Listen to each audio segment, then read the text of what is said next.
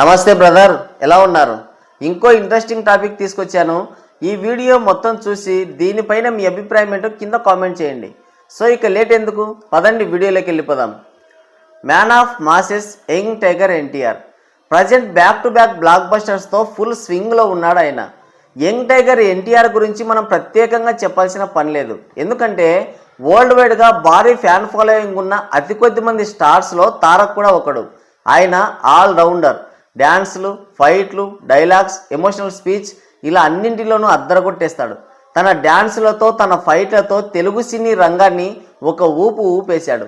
నందమూరి నటవారసుడే అయినా తనకంటూ ఒక ప్రత్యేకమైన గుర్తింపును సంపాదించుకున్నాడు. బాలనటుడిగా సినిమా ఇండస్ట్రీకి ఎంట్రీ ఇచ్చిన ఎన్టీఆర్ ఈ రోజున బాక్స్ ఆఫీస్నే శాసించే స్థాయికి చేరుకున్నాడు. దశాబ్ద కాలంగా ఓటమన్నదే లేకుండా వరుస విజయాలతో బాక్సాఫీస్ వద్ద రచ్చ చేస్తున్నాడు. ఎన్టీఆర్ సినిమాలు వస్తున్నాయంటే చాలు బాక్సాఫీస్కి పూనకాలే.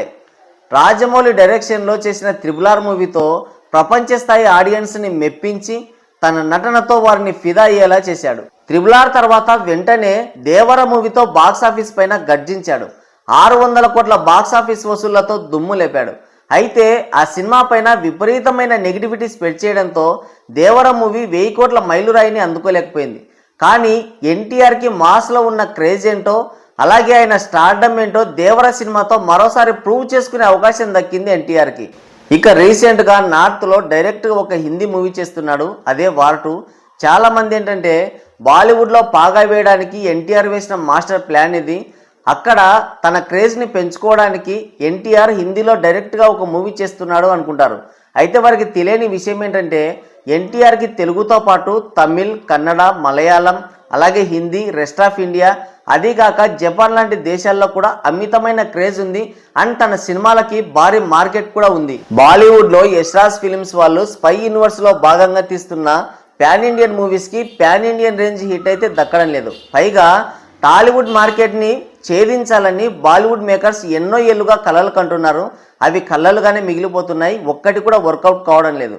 ఇప్పుడు టాలీవుడ్ మార్కెట్ని ఛేదించాలన్నా, అలాగే వాళ్ళ సినిమాలకి పాన్ ఇండియన్ స్టేటస్ దక్కాలన్నా వారికి ఒక పెద్ద మాస్ హీరో కావాలి. ఆ హీరో కూడా ఎలా ఉండాలంటే యాక్టింగ్లోను, డ్యాన్సుల్లోను, స్క్రీన్ ప్రజెన్స్లోను అతనికి వంక పెట్టడానికే ఉండకూడదు. అలాంటి హీరో కావాలని ఏరి కోరి మరీ ఎన్టీఆర్ని వార్ 2 సినిమాలో తీసుకున్నాడు. అయితే ఈ వార్ 2 సినిమాతో బాలీవుడ్లో ఎన్టీఆర్కి కొత్తగా ఒరిగేదంటూ ఏమీ లేదు, ఎందుకంటే ఆల్రెడీ బాలీవుడ్లో ఎన్టీఆర్కి భారీ ఫ్యాన్ ఫాలోయింగ్ ఉంది, క్రేజ్ ఉంది, మార్కెట్ కూడా ఉంది. ఈ వార్ 2 సినిమాతో ఎక్కువగా బెనిఫిట్ పొందేది బాలీవుడ్ మాత్రమే. ఎన్టీఆర్ క్రేజ్ గురించి వారికి తెలుసు కాబట్టే మొదటి నుంచి ఎన్టీఆర్ని హైలైట్ చేస్తున్నారు. అదిగాక ఇందులో హృతిక్ రోషన్ ఇంకో హీరోగా చేస్తున్నా కానీ కేవలం దీన్ని ఎన్టీఆర్ సినిమాగానే ప్రమోట్ చేస్తున్నారు. అది ఎన్టీఆర్ రేంజ్.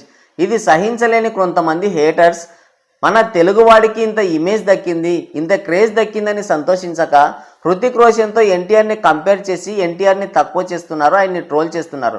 నిజంగా వాళ్ళు చెప్పినట్లు, వాళ్ళు అనుకుంటున్నట్టు హృతిక్ రోషన్కే కనుక అంత మాస్ ఇమేజ్ ఉంటే, అంత మార్కెటే ఉంటే ఆయన్నే ఇందులో హీరోగా పెట్టి పాన్ ఇండియన్ సినిమాగా తీసి అన్ని భాషల్లో రిలీజ్ చేయొచ్చు కదా. ప్రజెంట్ వార్ 2 సినిమా పైన అనవసరమైన నెగిటివిటీ స్ప్రెడ్ చేస్తున్నారు. వార్ 2 సినిమా పైన ట్రేడ్లో బజ్ లేదని, తెలుగులో తక్కువ వ్యూస్ వచ్చాయని, పైగా పెద్ది గ్లిమ్స్తో, అదే రామ్ చరణ్ నటించిన పెద్ది గ్లిమ్స్తో ఈ వార్ 2 టీజర్ని కంపేర్ చేసి మరీ ట్రోల్ చేస్తున్నారు. ఎవరెంత నెగిటివిటీ స్ప్రెడ్ చేసినా, ఎంత ట్రోల్ చేసినా ఎన్టీఆర్ని ఇప్పుడు పీకేదంటూ ఏం లేదు. గతంలో దేవర విషయంలోనే ఇది ప్రూవ్ అయింది.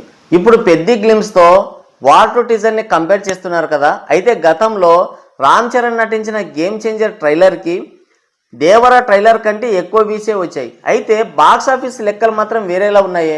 దేవర సినిమాకి అనవసరంగా నెగిటివిటీ తెచ్చి అనవసరమైన ట్రోలింగ్ చేసినా కానీ బొమ్మ బ్లాక్ బస్టర్ అయింది, బాక్స్ ఆఫీస్ వసూళ్లతో దుమ్ము లేపింది. కానీ గేమ్ చేంజర్కి ఆ సినిమా రిలీజ్ కంటే ముందు కానీ సినిమా రిలీజ్ తర్వాత కానీ అంత నెగిటివిటీ ఏం లేదు. అయినా సరే సినిమా వీకెండ్కే షెడ్యూల్కి వెళ్ళింది. కనీసం డే 1 వసూళ్లు కూడా రాలేదు. ఇంకా గట్టిగా చెప్పాలంటే టైర్ 2 హీరోల రేంజ్ కలెక్షన్స్ కూడా రాలేదు. RRR మూవీ హిట్ అయితే రామ్ చరణ్ని గ్లోబల్ స్టార్ని చేశారు కదా. నిజంగా RRR సినిమాతో రామ్ చరణ్కి అంత ఫేమ్ వచ్చి ఉంటే తను స్ట్రైట్గా సోలో హీరోగా భారీ బడ్జెట్లో తీసిన గేమ్ చేంజర్ సినిమాకి కనీసం డే 1 వసూలన్నా రావాలి కదా. డే 1 75 కోట్ల గ్రాస్ వస్తే 185 కోట్ల గ్రాస్ వచ్చిందని ఫేక్ పోస్టర్ వేసుకున్నారు. ఇదేనా గ్లోబల్ స్టార్ అంటే అని అందరూ నవ్వుకున్నారు. గేమ్ చేంజర్ సినిమా మొదటి రోజు కలెక్షన్స్ పవన్ కళ్యాణ్ ఫ్యాన్స్ ని మోసం చేయడం వల్ల వచ్చాయి. మీరు విన్నది నిజం. ఈ గేమ్ చేంజర్ సినిమా మొదటి రోజున ఈ పవన్ కళ్యాణ్ నటించిన ఓజీ ట్రైలర్ కూడా రిలీజ్ చేస్తామని చెప్పి పవన్ కళ్యాణ్ ఫ్యాన్స్ ని టికెట్లు కొనేలా చేసి వాళ్ళని రప్పించారు. వాళ్ళు కూడా నిజంగా పవన్ కళ్యాణ్ నటించిన ఓజీ సినిమా ట్రైలర్ రిలీజ్ చేస్తారేమో అని ఆశగా టికెట్లు కొనుక్కొని మెడలో ఎర్ర కండువాలు వేసుకొని మరీ థియేటర్స్కి వచ్చారు. కానీ అక్కడ ఓజీ ట్రైలర్ ప్లే చేయకుండా వాళ్ళని ఎరిపప్పల్ని చేశారు.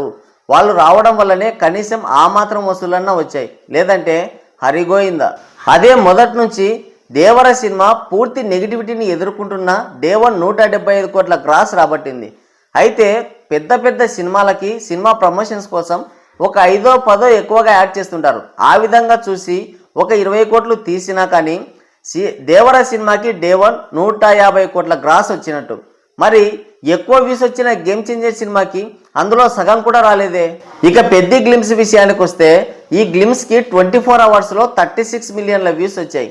అయితే ఈ సినిమా పైన హైప్ తీసుకురావడానికి డబ్బులు ఖర్చు పెట్టి మరీ పెయిడ్ వ్యూస్ రప్పించుకున్నారు. అది అందరికీ తెలిసిన విషయమే.